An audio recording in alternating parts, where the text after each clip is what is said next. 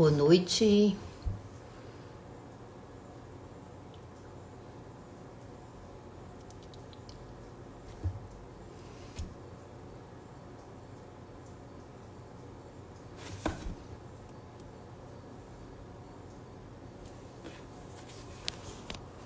Vou fixar aqui.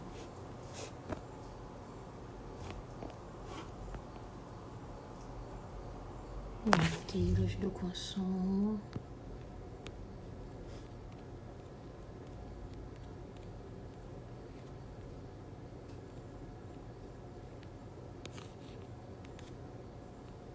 Fixar comentário.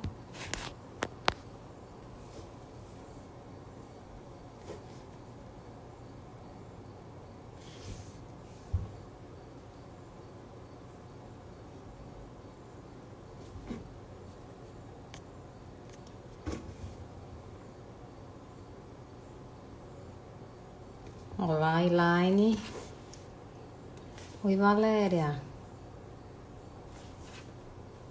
Olá, pessoal. Vamos trazer Elaine para cá.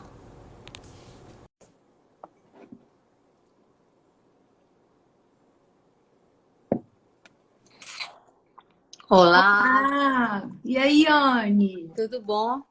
Tudo bem, e você? Tudo jóia. Seja muito bem-vinda. Obrigada pelo convite. É um prazer. Adoro sua terra, viu? Todo mundo gosta. É bom, né? Rio é bom. O lado bom do Rio, né? Que a gente está E cheio de problema ultimamente. escuta, e você vem de uma maratona de entrevistas, gravações hoje, né? Tá encerrando com essa live. Estou encerrando com essa live. Já gravei 2 podcasts. Hoje, eu acabei de Hoje. assistir um podcast seu lá do Café com Bolo, Vida Sim, Simples. sim, com a Ana Holanda. Nossa, muito legal. Eu acho que você foi convidada no podcast dela, não foi? Foi isso mesmo. E me fala uma coisa antes de eu te apresentar aqui, enquanto o pessoal entra. Você já veio aqui para João Pessoa alguma vez? Menina, você sabe que não? Nunca fui. Eu já fui. Assim, vamos lá, né? Eu não sou uma pessoa muito ligada à praia. Então, meus destinos de viagem normalmente nunca são os destinos ligados à praia, né? E o Nordeste, ele é muito vendido para a gente, né? Acho que para o Brasil e para o mundo, como um lugar de praia, de turismo, de eu fui uma vez em 2008, olha, acho que no primeiro ano de mestrado, apresentar um trabalho num congresso de antropologia do Nordeste. E Aham, foi em Natal, Rio Grande do Norte. aqui pertinho. Bom, é perto. A universidade pagou 5 dias para eu ficar em Natal. E eram 3 dias de congresso. A gente chegava um dia antes e ia embora um dia depois. Você acredita que eu antecipei minha passagem? Eu não aguentei. Eu fiz um tour no primeiro dia que a gente conhece 13 praias num dia só. Eu tava igual uma múmia tapada. Ninguém entendia por quê. E aí eu fico me sentindo queimando, porque aí, vamos lá, tem histórico de criança, né, de infância, que eu tive queimadura de 2º grau no corpo inteiro. Porque eu sou da época que é pré-sundown, não existia sundown, né? Então, imagina, eu branca desse jeito, a minha mãe ou as minhas tias levavam a gente à praia e deixava, igual uma criança comum. Todo mundo ficava queimadinha, ficava cheia de bolha. E depois os dermatologistas começaram, desde muito cedo, a me colocar caraminholas e cuidado com a sua pele, câncer. E aí eu já tirei 3 melanoma das costas. Então a coisa da pele realmente é um terror. Mas o que Mas a eu sua tenho pele é linda mesmo. Significa que você cuida bem dela, né? Eu acho.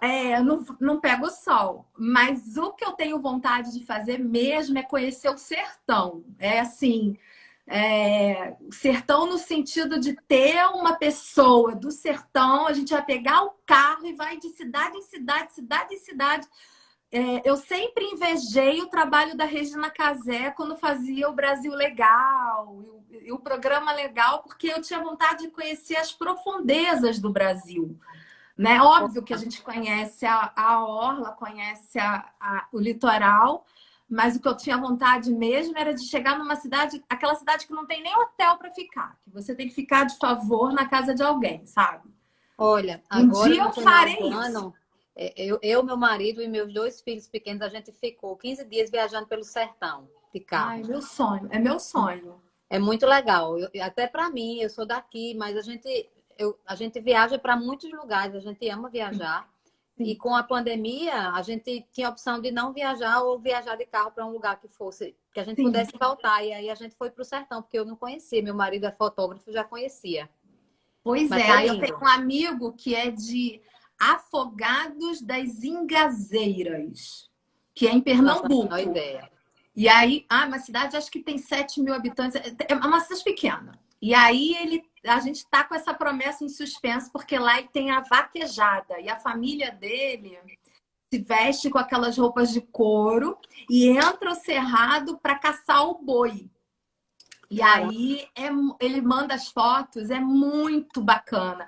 Tem também uma aluna, a Marcelis, que não é minha aluna, mas entrou na internet, a gente ficou próxima, que ela toca maraca no Bumba Meu Boi.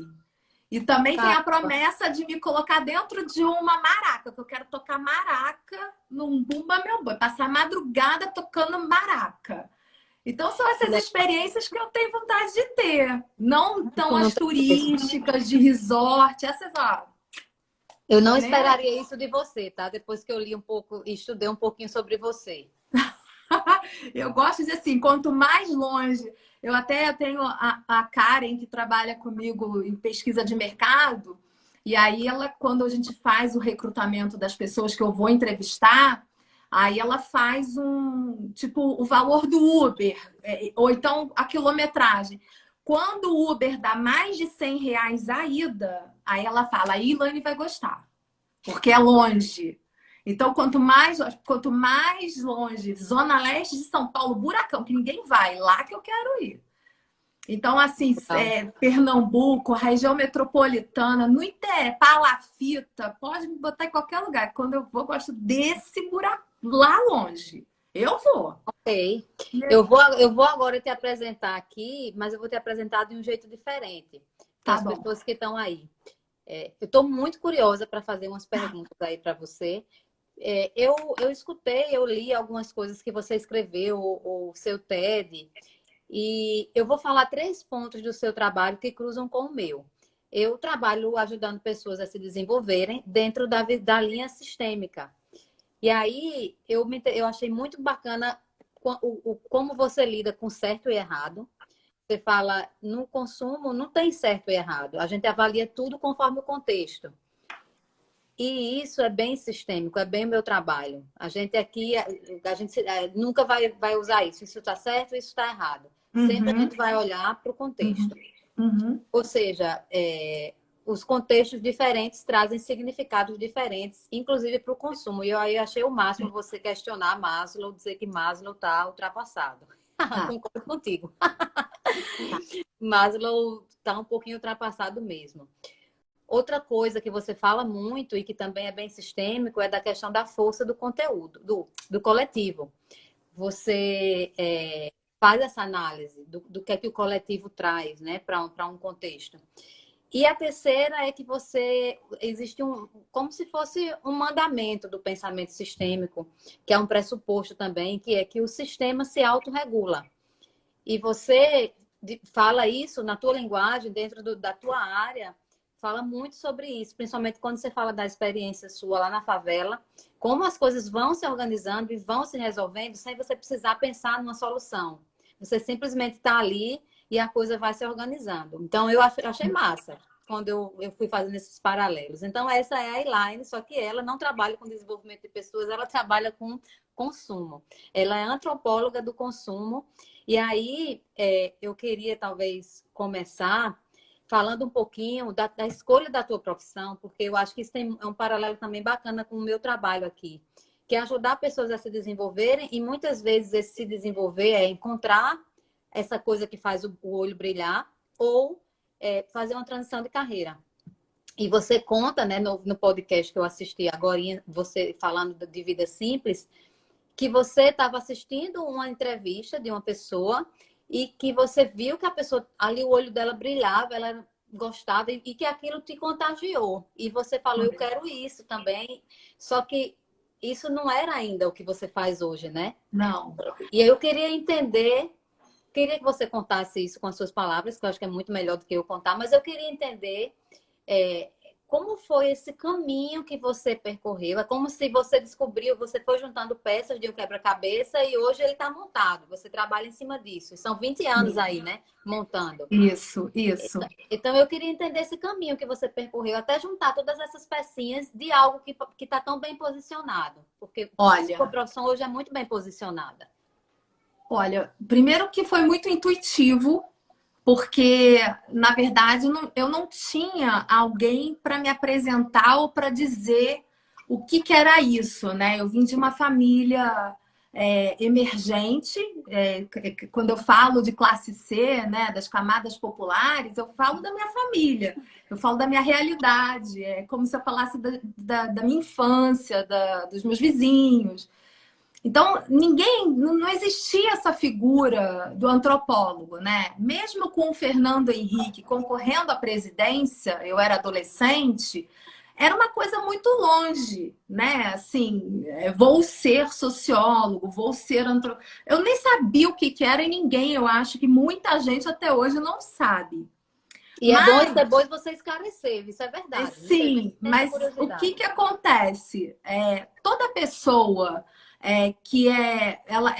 meus pais, eles sempre colocaram para mim que o meu salto, meu pai, ele era um comerciante já falido quando eu era adolescente, e aí eles diziam o tempo inteiro na minha cabeça: o que você vai precisar estudar para ser alguém na vida, precisa estudar para ser alguém na vida, a coisa do estudo. Então, eu nunca tive problema com professor, eu puxava saco de professor. Eu gostava da coisa do saber, do conhecimento. Eu nunca andei em turma, eu nunca fiquei bêbada, para você ter ideia. Tudo que é pensado desde que eu sou criança, eu fui aquela aluna para dar certo. Eu fui aquela pessoa que foi treinada como se meus pais tivessem sido coach. Eu não tive pai e mãe que vai fazer a comida favorita. Não. Era sempre orientação. E eles não estudaram, eles nem completaram a 2ª série primária, mas tinham muito conhecimento de vida e falavam isso para mim o tempo inteiro. Bom, um belo dia eu caminhando na orla de Niterói, Caraí, onde eu morava, e na universidade, na praia, tem um teatro. E tava lá, UF Debate Brasil, privatização. Na mesma hora que eu olhei, eu sabia que era entrada gratuita, estava escrito. E eu falei, isso pode cair na redação do vestibular. Cara. Vou lá ver. E eu já pensando já lá na frente. O vestibular ia ser só no ano seguinte, mas eu já estava, sabe, já em função do negócio. Quando eu entrei, o teatro estava lotadíssimo. Tinha gente de partidos políticos, muita liderança juvenil. Porque a gente é fruto daquele pessoal dos caras pintadas do Collor, né? Eu sou dessa época. E aí tinha uma professora, chamava Bárbara Eleonora, nunca mais esqueci o nome dela, mas ela pegou e falou um texto maravilhoso contra a privatização. E aí tinha um mediador e tinha um senhor a favor da privatização. Aí eu esperei aquele debate todo terminar, fui na coxia, perguntei para ela, professora, qual o seu nome? Aí ela falou. E eu falei, o que a senhora é? Aí ela falou, socióloga. o que que estuda para ser isso que você é? Aí ela falou, você tem que fazer vestibular para ciências sociais. Aí eu, tá. Como é que eu consigo uma cópia do seu discurso? Aí ela me explicou, você sabe, aí ela foi muito didática. Pega o ônibus número tal, desce na praça, atravessa, pode entrar na universidade, ela é pública. Bom, no dia seguinte, pedi dinheiro para meus pais de passagem. Era essa época, assim, sabe? Com 17, 18 anos. Peguei o dinheiro, fui lá, peguei o discurso no escaninho dela, tirei xerox aonde ela mandou, devolvi. Bom, foi nesse mesmo andar onde eu fiz o mestrado e o doutorado, onde eu Nossa, eu tô toda regressei. arrepiada. Que loucura, que Então, loucura. eu nunca mais encontrei a Bárbara Eleonora. Eu sei que ela estudou economia solidária, porque eu já tentei achá-la em tudo quanto é lugar. Quando eu cheguei até a Universidade Federal, onde ela já estava aposentada.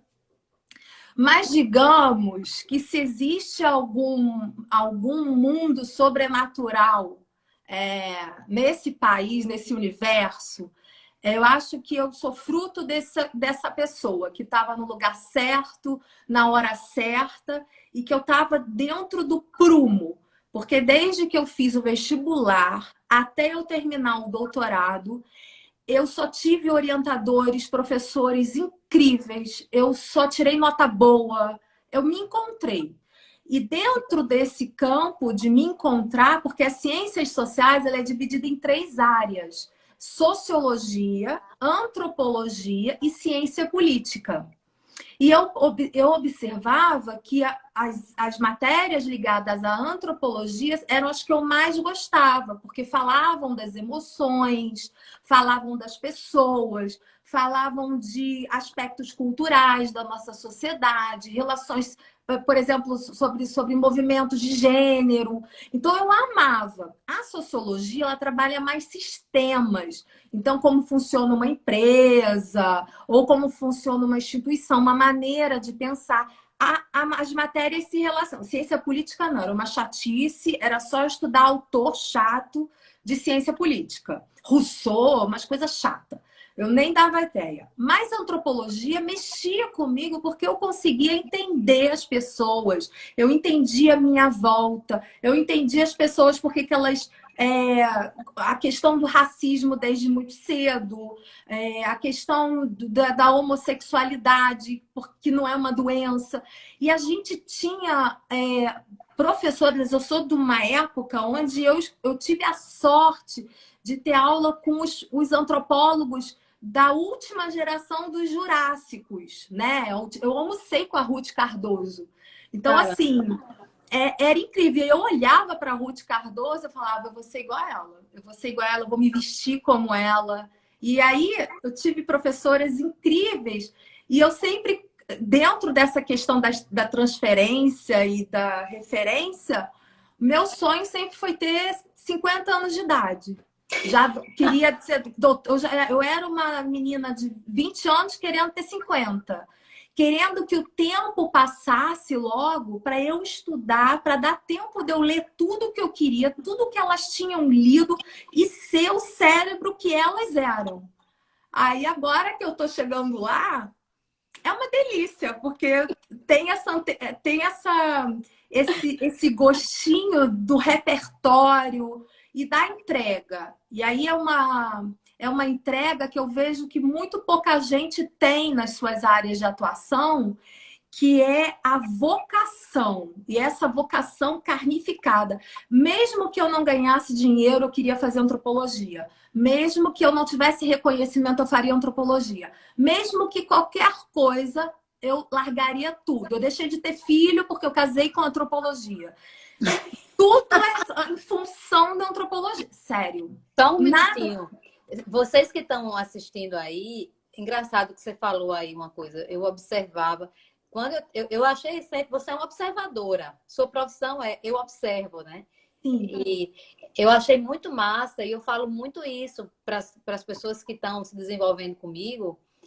Gente, se conecta com aquilo que é importante para você, que o sistema se autorregula. Então, vê, você não sabia, você estava caminhando, Você viu uma palestra e ligou. Vestibular, palestra, é essa fase que eu tô. Você nunca sabe o que é que você vai extrair de uma experiência que você entra. E eu acho massa quando você está conectado com o tema. Você está conectado com o tema, vai comprar uma casa, começa a olhar casa, de qualquer tamanho, de qualquer jeito, porque uma hora... Para você ter ideia, né? Durante os primeiros anos de faculdade, eu não tinha dinheiro para tirar Xerox. Aí, tipo, os meus pais não tinham grana, porque eu tinha que... Às vezes a gente tinha aula o dia inteiro, né? Aí eu tinha uma amiga que pegava, eu lia a Xerox antiga dela. Aí um belo dia surgiu uma vaga de trabalho na Bienal do Livro. Aí eu falei, vou para a Bienal. Aí eu organizei a minha vida toda para que o dinheiro que eu ganhasse na Bienal, eu ia gastar tudo em livro. Aí eu comecei a conversar e fazer amizade com os editores, né, com as pessoas, né, dos estandes. Eu falava, eu não tenho livro, eu faço faculdade de ciências sociais, eu preciso... Bom, eu comprei 58 livros. Caramba. E aí eu fui trabalhando em todas as bienais. Bienal, e aí quando era o ano que cortava, chamava Primavera dos Livros. Então eu fiz uma biblioteca imensa, comprando livros a 50% de desconto. Todos os livros que eu deixei de ter a Xerox, eu tenho. Livros, inclusive, que não são mais editados. Eu fazia amizade com gente que era dono de sebo. Então, eu organizava tudo aquilo. As minhas relações eram sempre interesseiras e interessadas. Nunca era à toa. Sempre era, isso ali pode dar... Ou então, essa viagem pode me render Sempre tinha um porquê. Nunca é à toa. Inclusive, deixa eu te concluir. É uma coisa que a minha terapeuta fala muito a mim. Você só trabalha? Eu falei, aham. E eu falei, mas então, não é trabalho, sou eu. E aí ela diz, mas você nunca vai num lugar? Eu falei, sempre tem alguma coisa para se aprender sobre o ser humano em qualquer lugar. Então, meu casamento, casamento das outras pessoas, eu sempre estou observando e tentando tirar uma moral da história.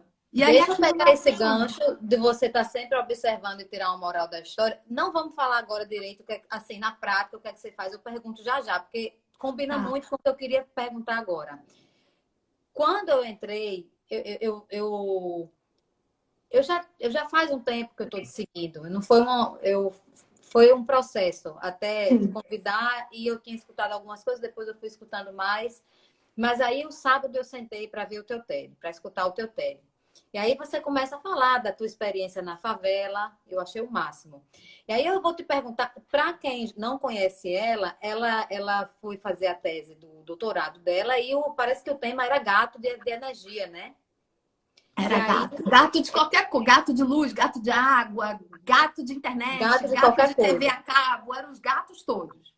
E aí ela se mudou para uma favela e morou em 3 lugares diferentes dentro dessa favela. 3 lugares, porque a favela era diferente. Tinha a zona nobre da favela, tinha a zona... Eu fui para todos os lugares. Foi para todos. E aí, a pergunta é muito simples. Eu não vou nem te perguntar como foi tua experiência na favela, mas eu quero te fazer uma pergunta de um jeito diferente, de uma forma mais sistêmica. O que é que você foi pegar na favela e o que é que você levou da favela? Olha, primeiro de tudo, quando eu cheguei na favela, isso assim, eu já subo em favela desde 98, desde que eu entrei na faculdade. A primeira oportunidade que eu tive, e foi uma coisa muito curiosa, porque eu tinha um namorado na faculdade e ele foi ser jurado de grafite numa favela, no Santa Marta.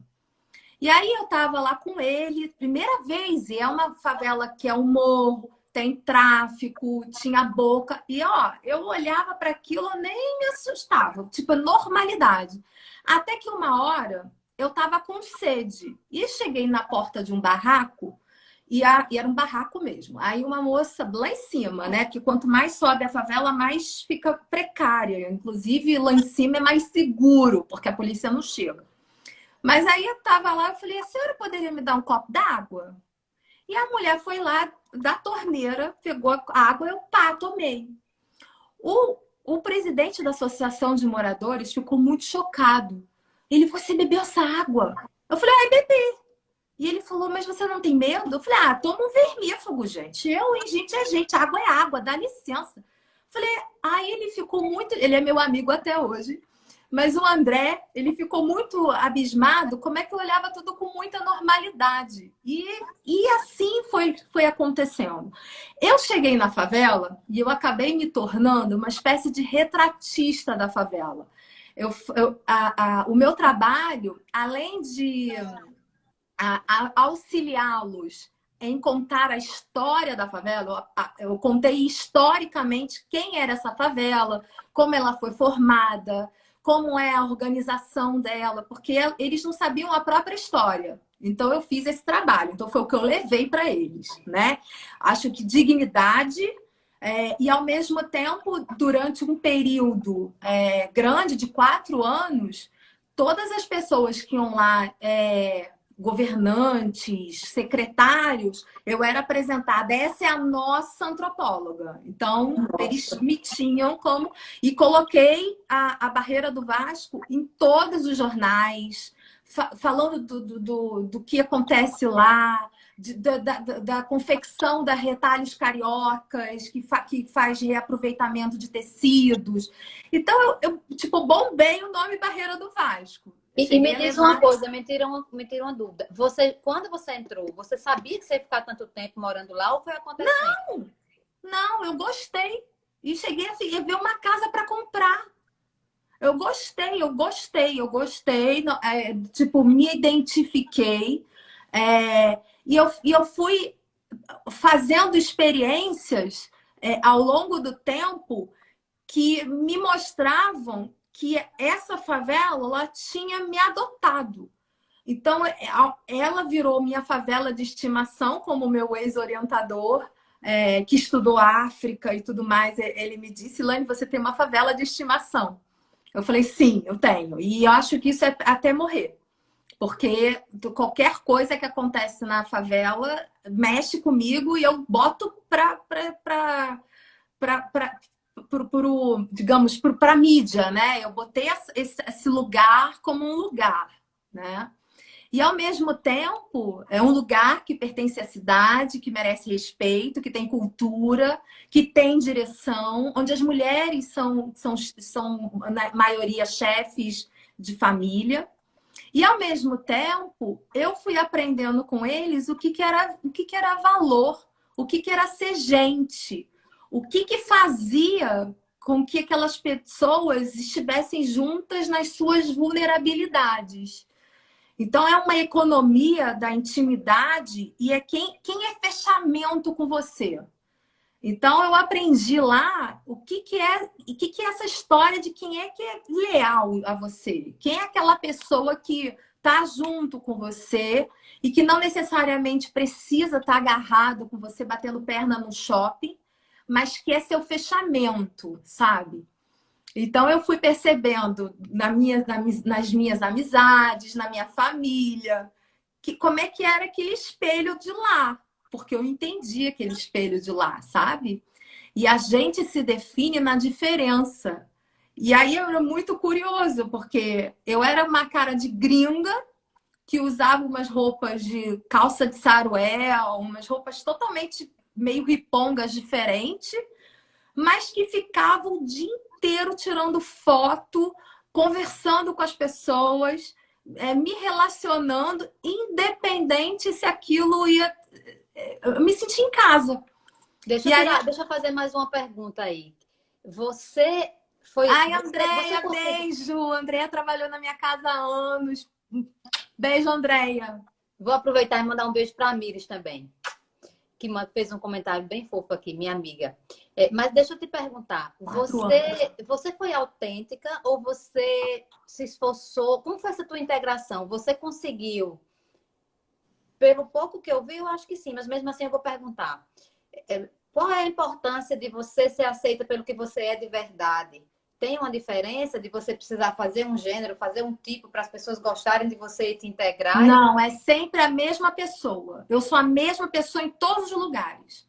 Então, assim, minha mãe me ensinou muito por exemplo, dar valor à minha origem, que é uma origem pobre, né? Minha avó era lavadeira, depois trabalhava em casa de família. Minha mãe era balconista de loja, né?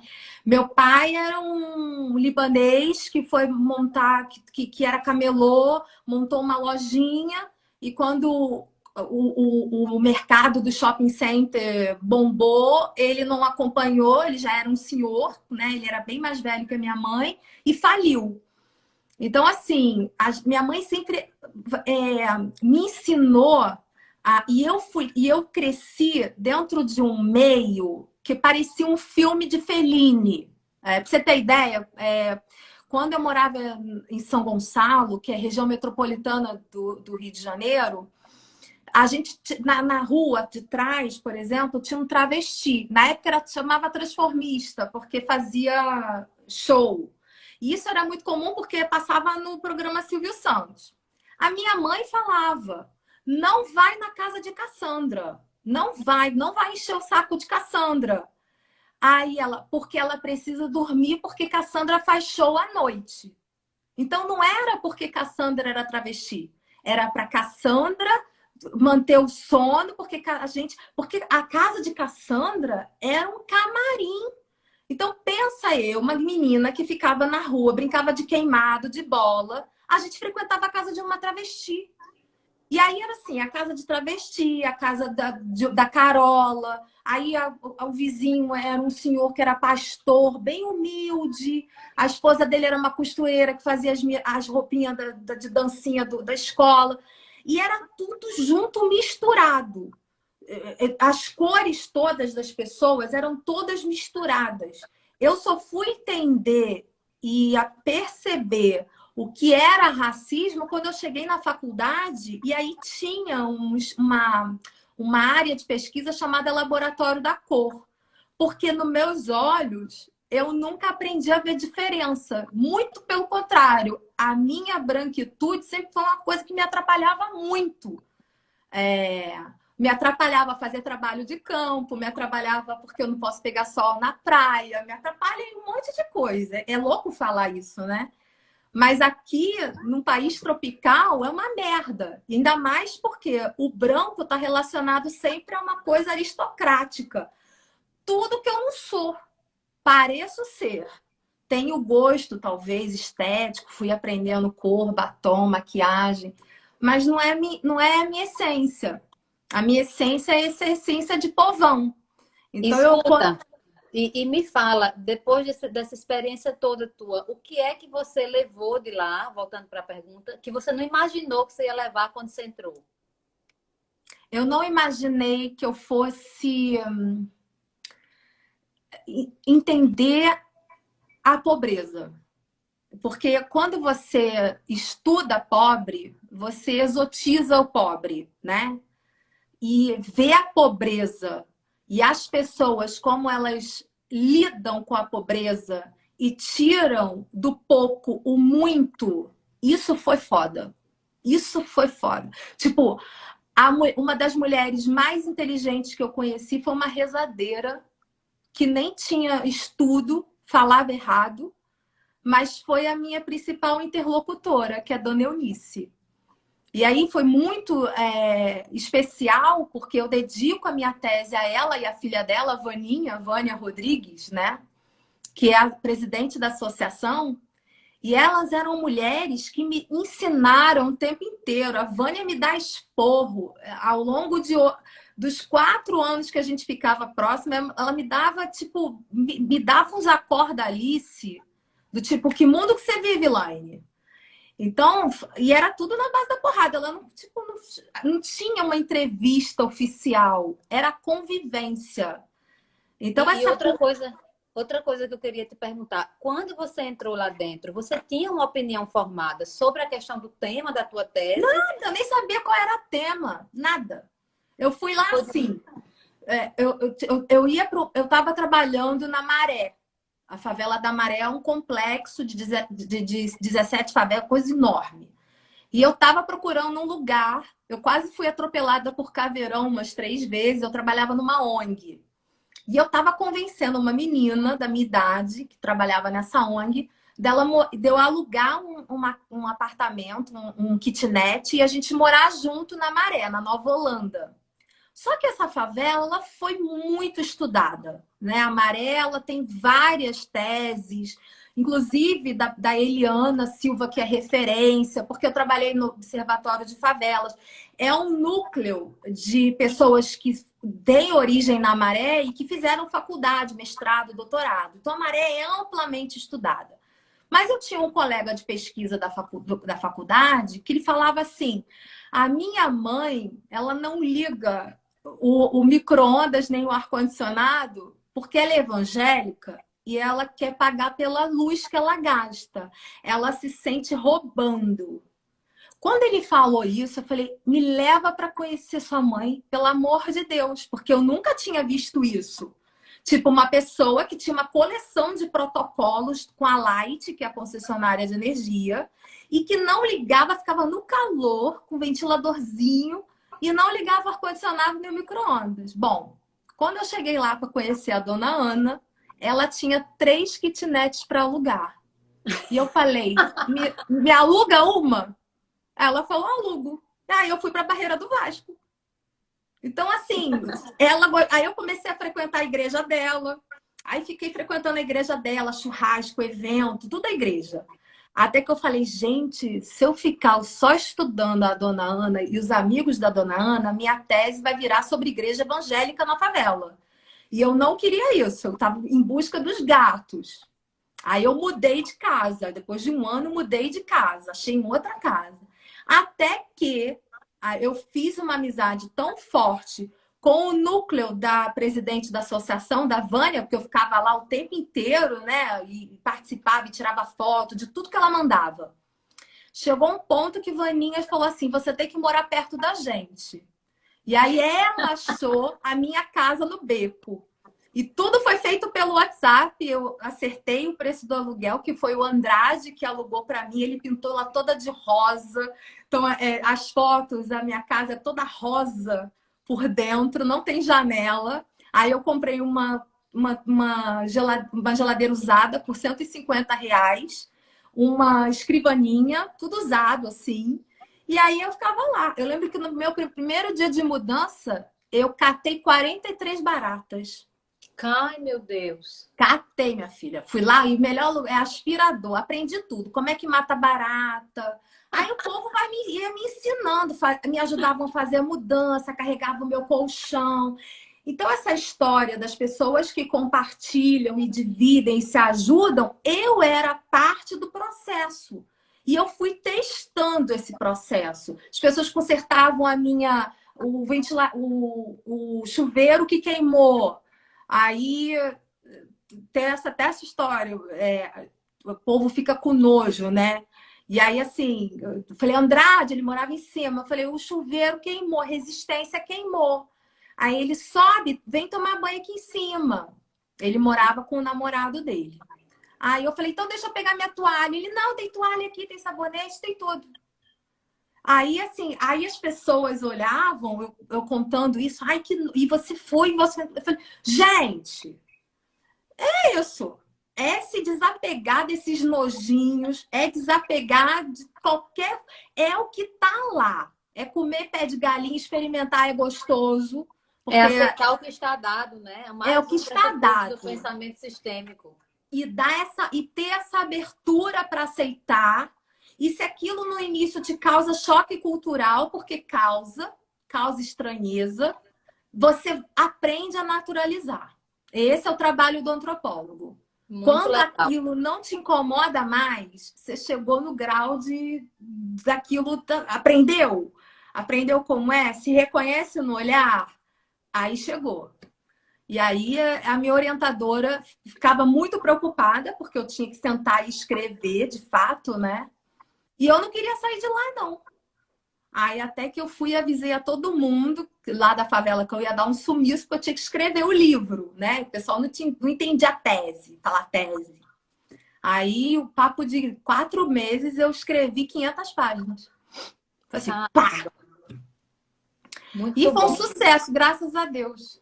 Na Ainda é, né, defesa. amada? Continua sendo. Não, a defesa foi uma defesa histórica, porque nunca na história da universidade a plateia era o objeto de estudo. Então, pensa, lotado de favelado dentro da universidade. Que E lindo. até no dia da defesa, quando eles estavam na cancela, pararam, eles estavam de van, foi carro lotado, levaram comida, eles foram parados na cancela. E aí eles não sabiam o que dizer. Aí me ligavam. Elaine, a gente está aqui na porta. E o moço perguntou para onde a gente vai e quem é a gente. Eu falei, então, quem são vocês?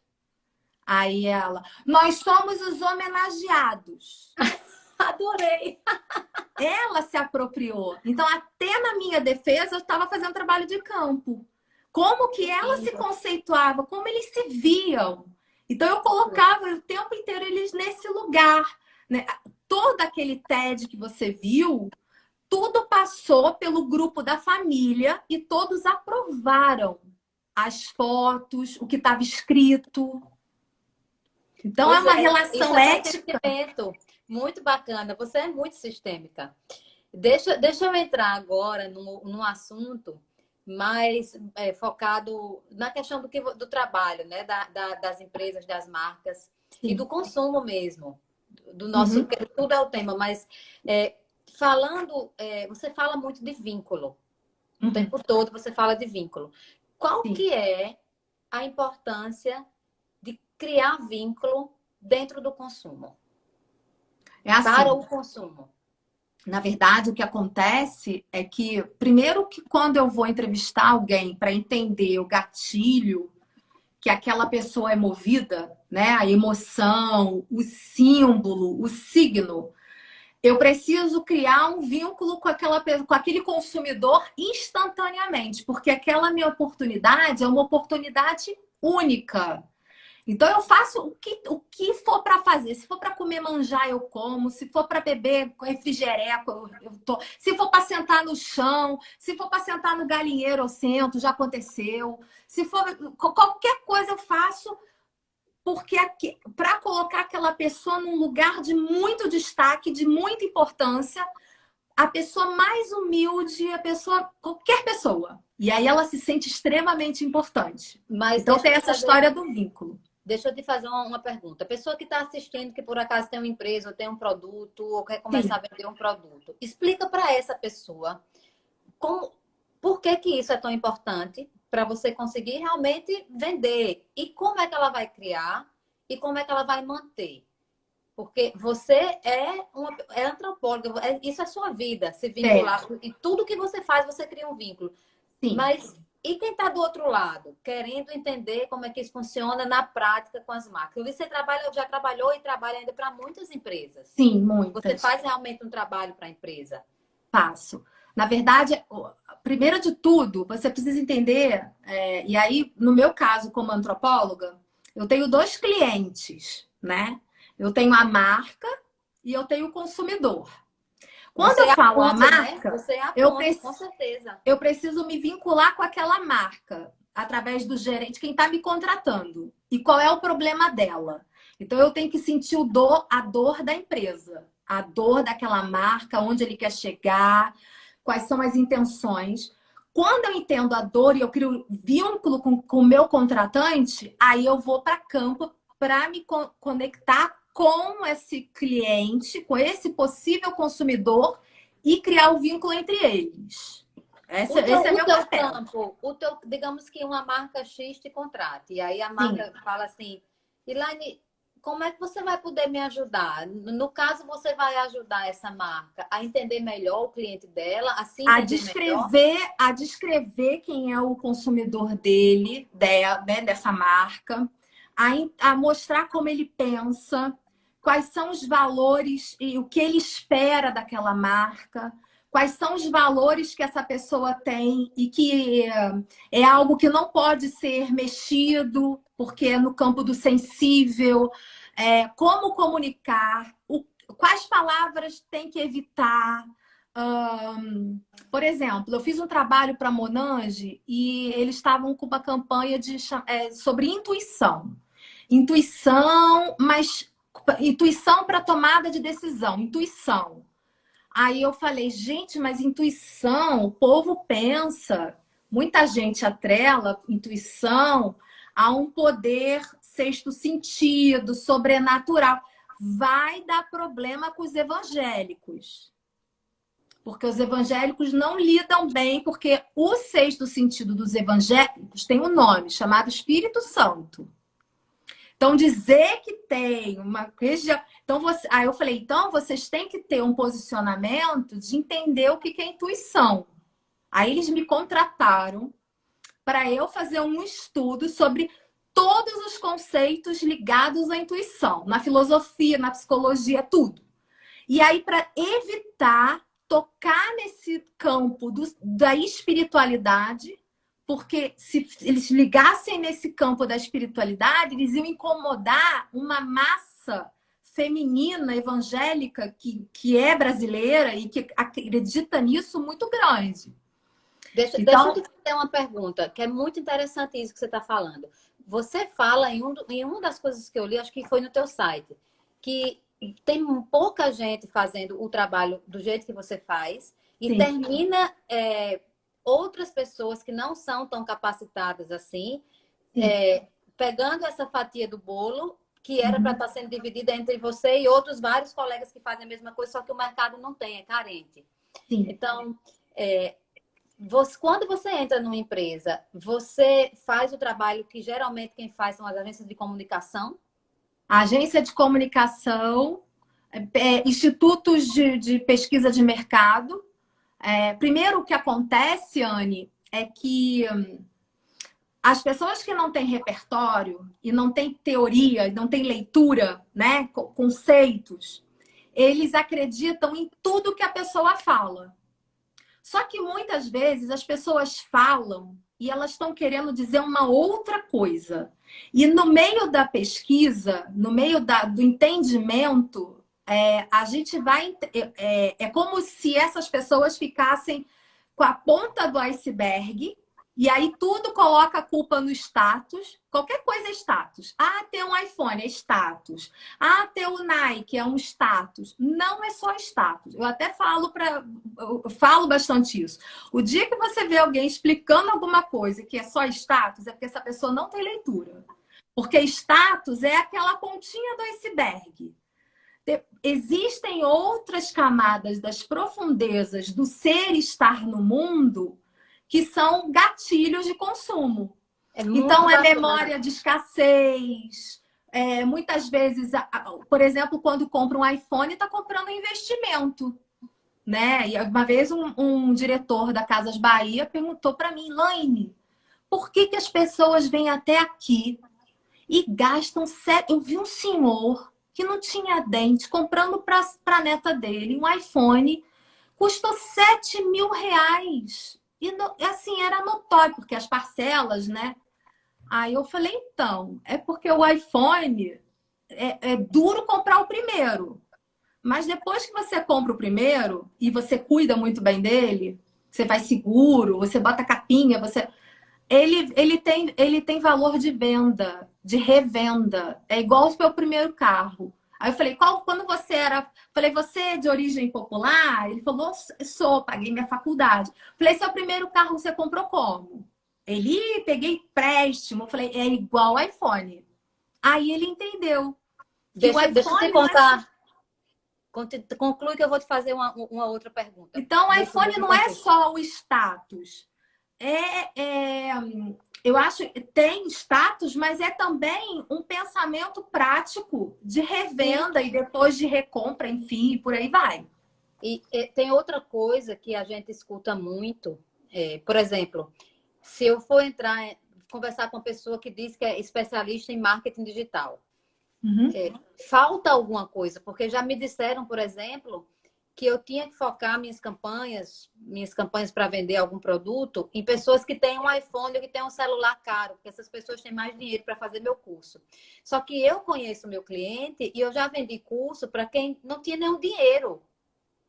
E não tinha também dinheiro para ter um iPhone naquele momento, mas foi um cliente que comprou todos os meus cursos, porque quem quer se desenvolver de verdade, às vezes não tem o dinheiro para pagar o primeiro, mas quando ele se Tudo é uma desenvolve, questão de prioridade. Porque então, quando você te fala em consumo, quando você consome, você escolhe consumir uma coisa, você está deixando de consumir outras coisas. E dentro do campo das escolhas, é o paradoxo da escolha. Então, a gente está falando de prioridade. Qual é a sua prioridade? Então, por exemplo, durante muito tempo eu não tinha uma roupa legal, mas eu tinha os livros. Então, eu focava no livro. Até que chegou um momento de eu precisar ter um carro. E eu falava, eu comprei carro usado, velho, que nem todo mundo faz. Até o dia que eu comprei um carro novo. Eu não esqueço uma vez que eu comprei um carro zero, popular, que era um Etios popular da Toyota. Porque um mecânico me orientou, falou, Ilane, compra um Etios, porque é um carro Toyota que não dá problema. E você, minha filha, anda nessas favelas, você tem que ter seguro. As pessoas ficavam muito preocupadas, porque eu andava em tudo quanto era buraco. Ia para regiões muito afastadas, se era para dar aula, se era para fazer trabalho, se era para conhecer. Então eu pegava e metia meu carro, não estava nem aí. E as pessoas ficavam preocupadas, esse é o carro que não enguiçasse. Então ele me indicou. Eu cheguei na Toyota e falei, olha, eu posso pagar R$ 500 por mês. Quanto que eu tenho que dar de entrada? Aí a mulher falou, você tem que dar X mil de entrada. Eu falei, esse aqui. Aí ela quer fazer test drive? Eu falei, não. Quando que eu posso vir buscar? E foi assim, comprei o carro. E aí a mulher falou assim, nunca fiz uma venda tão fácil. Quando eu fui buscar o carro, meu carro estava com um laço de fita enorme. E ela veio com o chaveiro da Toyota. Parabéns, seu primeiro carro zero. Aí eu falei, Raíssa, tira esse laço de cima desse carro, gente. Ela, bem-vinda ao mundo Toyota. Eu falei, Raíssa, são 36 parcelas, amor. Eu não tô comprando um carro, eu tô comprando uma dívida. Aí eu falei, carro bom é carro quitado. Eu falei, eu tô comprando a dívida. E eu tô com o carro até hoje. Meu carro tem 5 ou 6 anos. E aí, às vezes, as pessoas ficam, você precisa trocar o carro. Eu falei, que diabo fica todo mundo mandando eu trocar a porra do carro? O carro quase não é rodado.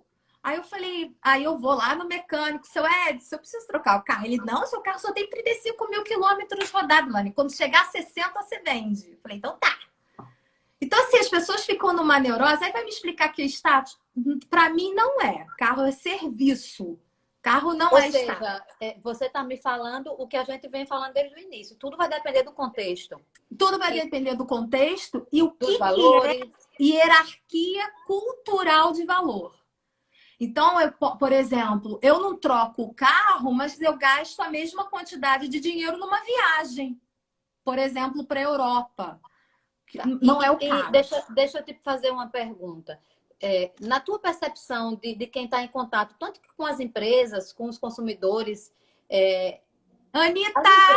Ó, tem um morador da Barreira do Vasco aqui, Aldino. Ai, que legal! Sejam muito bem-vindos. Ele tem uma casa poderosa de 3 andares, linda, toda decorada. Eu tirei foto da casa dele toda. Mas me diz uma coisa, de verdade, aqui no Brasil, no contexto que a gente está inserido, as marcas estão realmente olhando para isso que você está explicando aqui ou estão longe ainda de ter esse olhar? As multinacionais estão mais próximas. E de alguma forma, quem me conhece acaba também se encantando e sendo convencido de que precisa ter... É como se o diretor, o tomador de decisão, seja ele de uma pequena ou de uma grande empresa, ele precisa saber muito sobre o cliente dele, sobre as emoções, sobre os gostos, sobre as mudanças. Por exemplo, eu faço trabalhos contínuos para a Smart Fit, né? Academia. E eu não sou uma pessoa que malha, né? Muito pelo contrário, é muito longe do meu universo. Eu até brinco que eu sou a, como é que fala? A cota. Eu sou a cota da Smart Fit, a cota de gordo, né? Mas a Smart Fit, eu fiz um trabalho enorme para eles em 2016. Tipo, estudei o mundo fitness, quem era, como é que nasceu, como é que se deu no Brasil, nos Estados Unidos, o que que era. Tipo, fiz um cabo a rabo o que que era esse universo. Aí, o que que eles fizeram? Eu apresentei para 4 áreas diferentes, porque aí o speech é completamente diferente. Então, para a área de novos negócios, para a área de marketing, para o diretor, o CEO. Então, eu fiz 4 entregas. Depois disso, todo ano eles me chamam para fazer uma coisinha, quer dizer, para modular. Então, Para eu ter um fui ajuste, né? Ajustar, e lá fazer. nesse movimento Body Positive, aí eu vou lá e estudo o movimento Body Positive. E lá ele vem fazer um trabalho. Ah, eu já cheguei a ser cliente oculta deles, Mas do me diz uma grupo. coisa, a tua entrega hoje, a tua entrega é o resultado dessa observação ou a entrega é essas ações precisam ser feitas para vocês se aproximarem? Tudo é completo. Porque se eu entrego o conceito e eu não ajudo esse tomador de decisão a ter um caminho, ele engaveta o material e ele não sabe o que fazer. Se eu fico só viajando nas teorias, essa pessoa não tem recursos, porque não é a área dele. Ele não tem nem essa obrigação. Então, eu tenho que ajudá-lo a dizer, ó, você faz isso aqui é por isso. A ponto, por exemplo, de muitas vezes, para poder colocar uma modalidade nova, ou então para rodar, o que eu acho de uma campanha publicitária. Eles me chamam, me apresentam a campanha e falam, o que você acha? Você é a Como é voz que o do nosso povo, né, cliente minha vai filha? achar? Você é a Aí voz do povo. como é que é o meu olho? Como é que eu modulo o olho, entendeu? Então, Claro. hoje, por exemplo, a Avon, que eu fiz um trabalho em 2019, mas o meu trabalho foi pedido por uma pessoa que nem está mais lá, mas uma pessoa resgatou o material que eu fiz sobre as revendedoras da Avon, e aí ela tinha algumas dúvidas de tomada de decisão. E aí eu fui junto com ela, não cobrei nada, tipo, eu me senti até na dívida, porque como é que eu fiz 6 meses de pesquisa e aquilo ficou perdido lá. Eu reenviei, ela entrou em contato comigo, reenviei o material para eles estudaram, estavam com algumas dúvidas, eu tirei as dúvidas e a gente já está em processo de negociação de consultoria, para justamente eu modular o olhar deles. Ou seja, o que o pessoal do marketing vai fazer depois é só um detalhe, né? Porque isso é só uma mãozinha. Eu acho que as coisas se completam, sabe? É tipo, Sim, eu vou te dar um exemplo. Teve uma vez que uma agência de publicidade estava fazendo concorrência para pegar a conta do Bradesco. E isso foi em 2018. E a gente estava vivendo uma crise, o rebote da crise lá dos Estados Unidos. E aí o pessoal lá, os publicitários, fizeram uma força-tarefa para ganhar essa conta. E aí eles falaram, Elaine, como é que o pobre tá olhando essa crise? Como é que o pobre, classe C, está lidando com a crise? Eu falei, gente, o pobre é a crise. Quem está sofrendo com a alta do dólar é a classe média que não tem cacife para ir para Miami, para Nova York, e está viajando para o Peru. Todo mundo tirando a mesma foto lá em Machu Picchu. Entendeu? Tudo chorando e senta. Chora e senta. Senta e chora. O pobre vive em crise permanente. Esse pensamento que, crise, isso aí é coisa da classe média. E aí desenvolvi um material para eles e estava comentando com eles. Eu falei, olha, o pobre gosta de frases motivacionais. O pobre gosta da frase da Ana Maria Braga. O pobre compra aqueles quadrinhos com frase de autoajuda. É isso, o pobre não lê. Ele gosta da frase de autoajuda. Espalha pela casa, bota no banheiro, bota no quarto, bota na sala. Até se for um versículo da Bíblia, é autoajuda. Não interessa, o Senhor é meu pastor, nada me faltará. A maior autoajuda no universo. Falei, aí eu falei isso. E aí a gente foi chegando chegamos num ponto final que eu falei, contrata o Pedro Bial. Pedro Bial me falou das conquistas. Então, o pobre pensa para frente e virou a campanha do Bradesco. Que legal. Falei, pobre não pensa para trás, pobre só pensa para frente. Como é que vai ser o amanhã? Como é que vai ser o amanhã? Deus proverá. Deus proverá. Então a gente foi elaborando aí. Falei, o poeta. Qual é o maior poeta do Brasil, do povão? Falei, o Pedro Bial no BBB. Eu falei, o Pedro Bial com aquelas frases que ele fala, aquele texto. O pobre adora. O povo adora. Aí Muito contrataram massa. o Pedro Bial. Aí eu falei, autoajuda. Eu falei, é Ana Maria Braga. Então, até para indicar quem tá. Qual é a pessoa ideal para uma campanha. Até Sim, isso é muito versátil, é muito versátil. Eu vou encerrar com. Vou dar um espaço para você encerrar a sua reflexão toda. E antes, até vou agradecer, porque eu estou encantada. Tinha, assim, tempo para a gente ficar 2 horas aqui. Mas é muito E aí, rico. Anne, só te cortando. A gente tem aqui o Aldino Assis. Ele é da Barreira do Vasco. Eu convivi com ele, visitei a casa dele.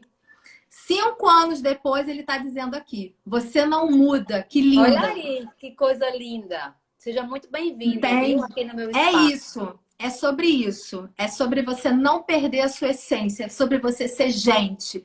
E seja consumidor ou não consumidor, não importa. É você se conectar com as pessoas e dali você criar entendimento e criar pontes, sabe?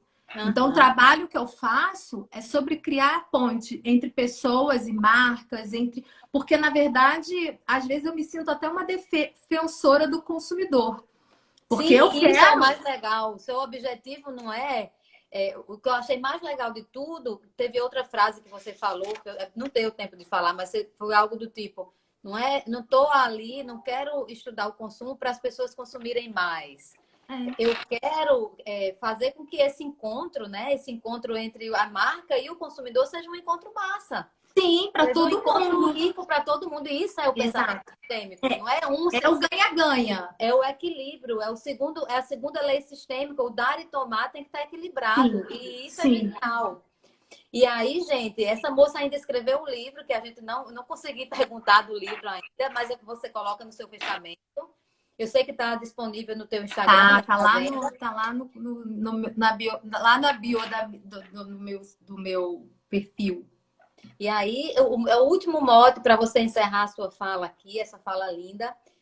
Você, quando encerra seu TED, eu achei massa quando você fala assim, para de querer imitar a Europa, para de olhar para o que o pessoal está fazendo lá fora. É muito simples. A gente tem que olhar as pessoas com a lente certa. Sim. E aí, eu queria que você fizesse uma fala para inspirar todo mundo que está assistindo. Como é que a gente escolhe essa lente certa para olhar as pessoas? A gente precisa... Essa modulação do olho, né? Que você essa modulação do olho, né? Esse ver, não é ver além do que aquela pessoa está falando. É ver além do que ela representa na sociedade. Eu podia olhar aquelas pessoas como faveladas, como pessoas que não iam me agregar em nada.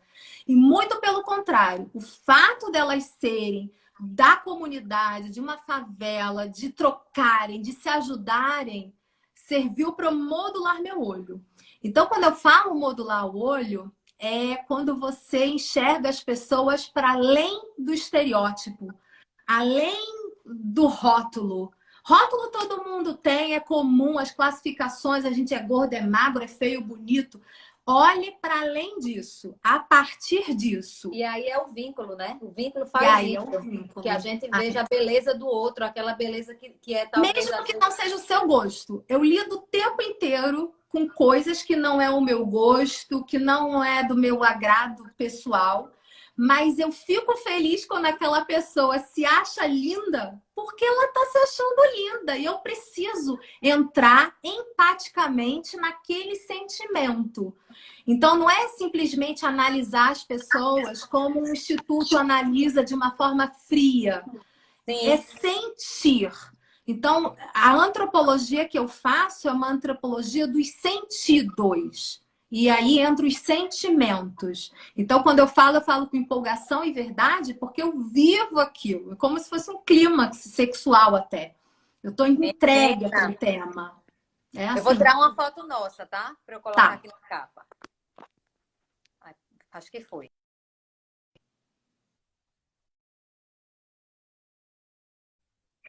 Aí, ó, tá falando aqui a Paula, ela tá dizendo os olhos do coração. É exatamente isso. Que lindo! Olha, venha para João Pessoa.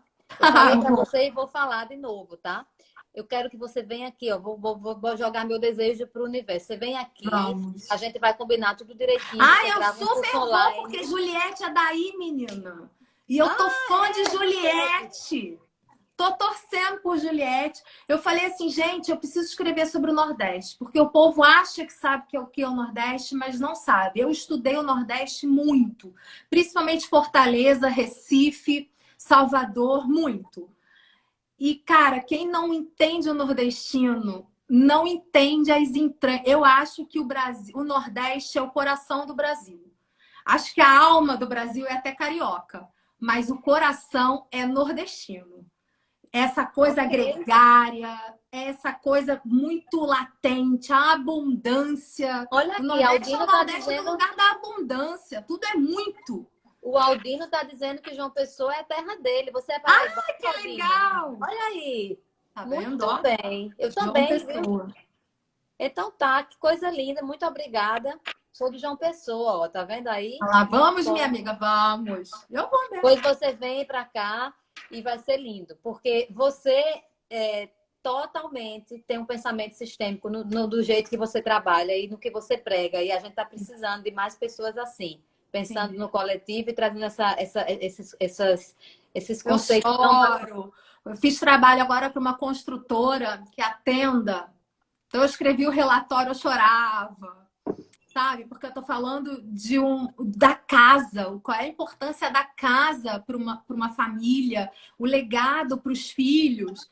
Então, eu falava para o meu marido, ai, é tão bom. Aí, quando uma companhia de água me chama, de esgoto, sabe? Alguma coisa que eu falo, ai, meu Deus, está chegando, o meu trabalho está chegando nos serviços essenciais, sabe? Vai tocar na mão de muita gente, vai impactar a vida de muita gente, vai dar água potável para as pessoas.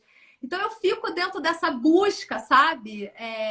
Dessa antropologia se espalhar e tocar no coração dos tomadores de decisão. Porque eu preciso primeiro sensibilizá-los, sabe? Uhum. Senão nada acontece. Ok, muito obrigada. Obrigada a vocês que estiveram assistindo a gente e boa noite para você. Obrigada, Anne. Adorei, viu? Beijo. Vou dormir feliz. Vai. Tchau. Tchau, tchau.